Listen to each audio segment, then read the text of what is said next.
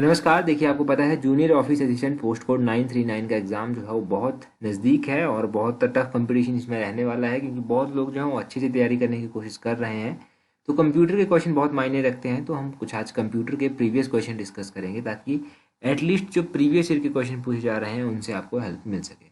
पहले क्वेश्चन से स्टार्ट करेंगे। बोलते हैं a report generator is used to. तो जो रिपोर्ट जनरेटर होता है वो किसके लिए यूज़ किया जाता है? वो किया जाता है use print files on paper.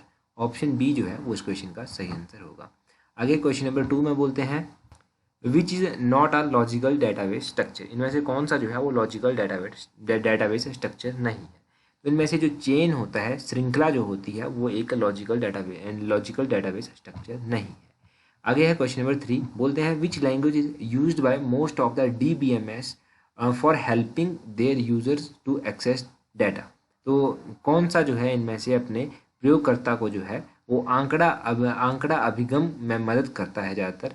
तो क्वेश्चन नंबर 3 का जो है वो ऑप्शन बी क्वेरी लैंग्वेज जो है वो सही आंसर होगा। क्वेरी लैंग्वेज इसका सही आंसर है। आगे बोलते हैं क्वेश्चन नंबर 4 में अ टप्पल इज इक्विवेलेंट टू अ। एक टप्पल जो है वो किसके बराबर होता है?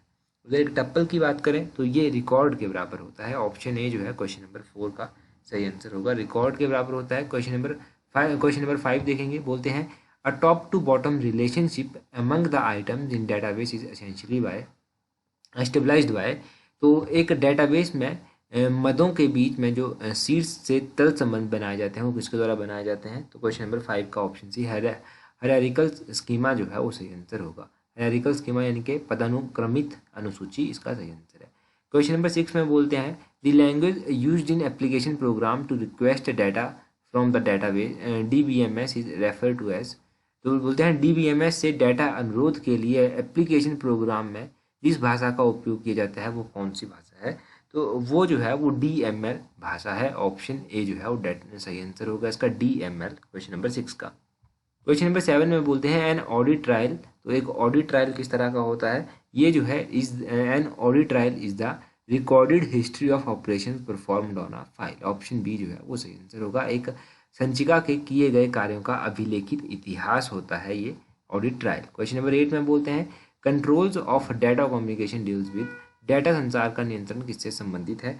डाटा जो संचार होता है उसका नियंत्रण जो है इनमें से option D all of these, इन तीनों से संबंधित है। कम्युनिकेशन चैनल से भी, कंप्यूटर से भी, टर्मिनल से भी। Option D all of these सही आंसर है। क्वेश्चन नंबर 9 में बोलते हैं which is not an important principal for evaluating the raw data for decision making. तो निर्णय निर्माण होता है इसके लिए शुद्ध डाटा के मूल्यांकन के लिए इनमें से क्या एक महत्वपूर्ण नियम नहीं है? तो इनमें से जो है वो ऑप्शन सी एवरेज जो है, औसत जो है, एक महत्वपूर्ण नियम नहीं है। ऑप्शन सी इसका सही आंसर होगा। क्वेश्चन नंबर 10 है the analysis and design of application system are the responsibility of a. तो एप्लीकेशन सिस्टम के विश्लेषण में डिज़ाइन की जिम्मेदारी होती है, किसकी होती है ये होती है सिस्टम एनालिस्ट की। ऑप्शन सी सिस्टम एनालिस्ट, तंत्र विश्लेषक जो है वो सही आंसर होगा। क्वेश्चन नंबर 11 में बोलते हैं which is brief message to an operator that describes what data are to be entered. तो किस डाटा की प्रविष्टि करनी है, इसके लिए ऑपरेटर के लिए कौन सा छोटा संदेश इनमें से है? तो क्वेश्चन नंबर 11 का ऑप्शन ने प्रॉम्प्ट जो है वो सही आंसर है। प्रॉम्प्ट इसका सही आंसर होगा। क्वेश्चन नंबर 12 की बात करें तो क्वेश्चन नंबर 12 का है data has to be before it can be converted into information. तो सूचना में बदलने से पहले डाटा को क्या किया जाता है? तो डाटा को सूचना में बदलने से पहले जो है वो प्रोसेस किया जाता है, प्रोसेस्ड। ऑप्शन ए जो है वो इसका सही आंसर हो जाएगा। अगला क्वेश्चन है आपके पास encryption is being used primarily with. तो ये जो इंक्रिप्शन होती है ये प्राइमरली यूज़ की जाती है, तो इसका सही आंसर होगा ऑप्शन डी डाटा कम्युनिकेशन में। ऑप्शन डी सही आंसर है। आगे बोलते हैं अ की verified machine is used in controlling. तो ये क्वेश्चन जो है फाइनल आंसर की के अकॉर्डिंग स्क्रैप कर दिया गया है, इसको हम भी डिस्कस नहीं करेंगे। 15 नंबर क्वेश्चन में बोलते हैं the primary tool used in structure design is a. देखो, प्राइमरी जो टूल होता है जिसका संरचित डिज़ाइन में उपयोग होता है वो क्या है? तो क्वेश्चन नंबर 15 का ऑप्शन है स्ट्रक्चर चार्ट जो है वो सही आंसर है। स्ट्रक्चर चार्ट इसका सही आंसर होगा। अब देखो यहाँ से एक बात याद रखिएगा, ये क्वेश्चन डेफिनेटली यहाँ से कुछ ना कुछ रिपीट कर कर पूछा जाएगा, तो आपको ये क्वेश्चन अच्छे से याद करने हैं। आगे बोलते हैं क्वेश्चन नंबर 16 में इन प्रोटोटाइपिंग। तो प्रोटोटाइपिंग में क्या होता है? प्रोटोटाइपिंग की बात करें तो यहाँ पर 4GLS इज यूज्ड। 4GLS जो है वो उपयोग होता है। 17 में बोलते हैं डाटा डेफिनेशन लैंग्वेज, जिसको DDL बोलते हैं, वो कौन सी है इनमें से, क्या है उसके बारे में सही कथन, तो उसके बारे में describes how data are structured in database, option A सही आंसर होगा।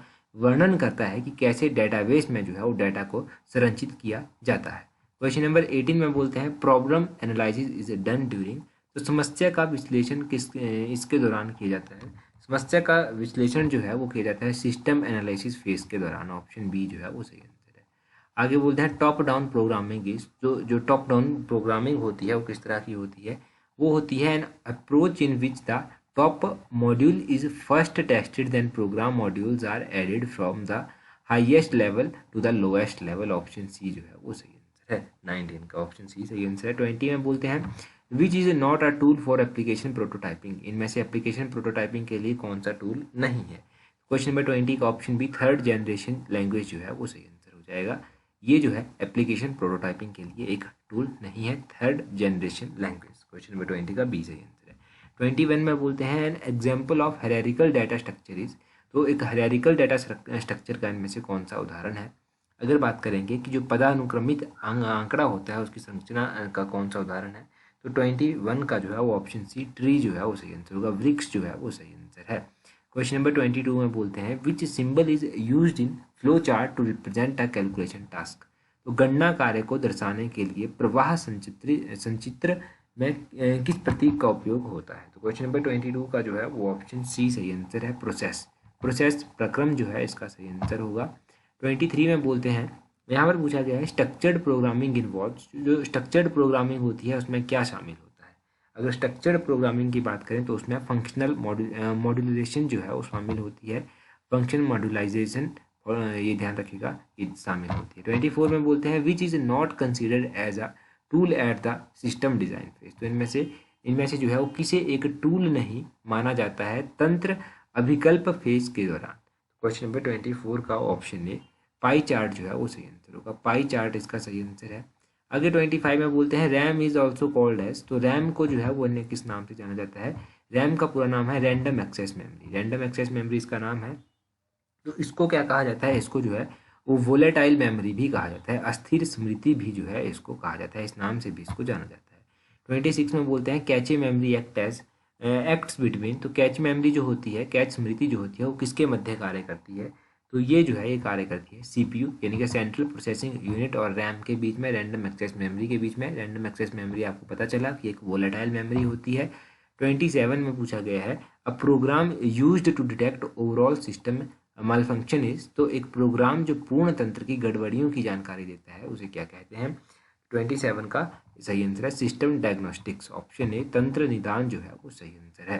क्वेश्चन नंबर 28 में बोलते हैं an adder in which the bits of operands are added one after another is, तो एक योजक जिसमें संक्राय जो है वो बिट्स को एक के बाद एक जोड़ा जाता है उसे क्या कहते हैं, तो उसके लिए जो है एक टर्म यूज की जाती है serial adder, option A serial adder जो है क्रमिक योजना जो है इसका सही आंसर होगा। 28 के बाद 29 में बोलते हैं the time taken for the read write head to move to the correct track on the magnetic disk is called, तो उसके लिए क्या कहा जाता है, उसको जो है वो ऑप्शन बी सीक टाइम जो है खोज योजना जो है वो कहा जाता है। 29 का बी सही आंसर है। 30 में बोलते हैं अ प्रोग्राम लैंग्वेज, तो एक प्रोग्राम लैंग्वेज जो है वो क्या होती है, एक प्रोग्राम लैंग्वेज जो है वो defines the form of the instruction, निर्देश के रूप में परिभाषित करती है, ऑप्शन सी इसका सही आंसर होगा, defines the form of instruction, ये इसका सही आंसर है।